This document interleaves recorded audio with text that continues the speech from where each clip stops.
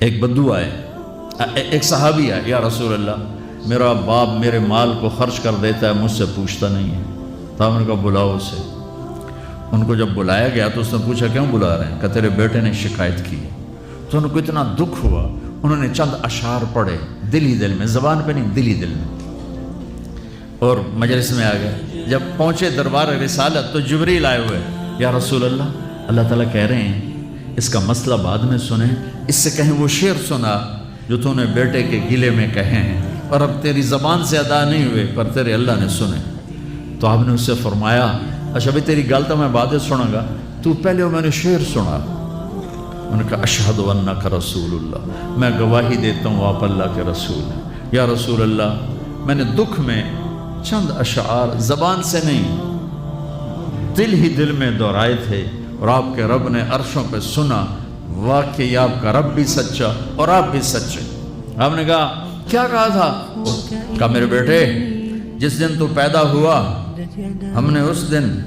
اپنی ذات کے لیے جینا چھوڑ دیا،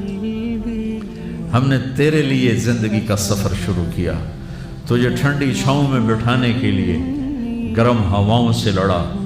تمہیں ٹھنڈی ہواؤں سے بچانے کے لیے برفانی راتوں میں کام کیا،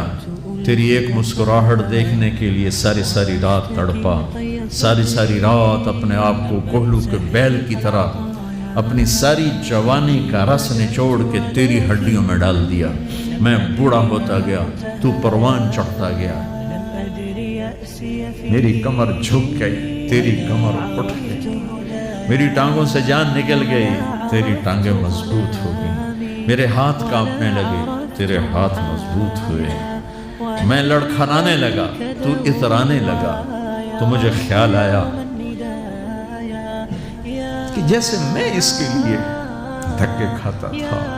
اس کی زندگی کی دعائیں مانگتا تھا، اس کے لیے تڑپتا تھا، چلو آج میرا یہ سہارا بنے گا۔ لیکن جب تجھ میں جوانی کی لہر دوڑی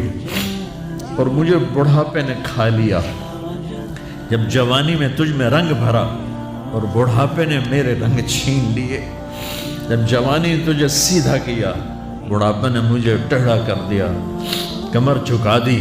تو ایک دم تو مجھے ایسے گھور کے دیکھنے لگا، تیری آنکھیں ماتھے پہ چڑھ گئیں اور تو مجھے یوں دیکھنے لگا جیسے میں نوکر ہوں، تو باپ، تو مالک۔ تو میں نے اپنی 30 سالہ زندگی کو جھٹلا دیا کہ ہاں میں باپ نہیں ہوں، میں نوکر، یہ میرا سردار ہے، اگر یہ بیٹا ہوتا تو یوں تو نہ کرتا۔ اس نے میری راتوں کے تڑپنے کو بھلایا، میرے گرمی سردی سے لڑنے کو بھلایا، کولو کے بیل کی طرف میرے چکر کاٹنے کو بھلایا، اپنی خوشیوں کو دفن کر دیا اپنے سینے میں، قبرستان بنا دیا اپنے سینے کو، اپنی خواہشات کا اور اپنی خوشیوں کا، اور آج تو مجھ سے ایسے بات کرتا ہے جیسے میں نوکر ہوں اور تو میرا آقا ہے۔ اچھا میرے بیٹے میں نوکر سہی، تو سب، پر میں تیرا پڑوسی تو، بندہ پڑوسی سے پوچھ ہی لیتا ہے کیا حال ہے، کوئی ضرورت تو نہیں، اتنا ہی پوچھ لیتے۔ دیکھو میں آج رو رہا ہوں، یہ بڑے دردناک اشعار ہیں،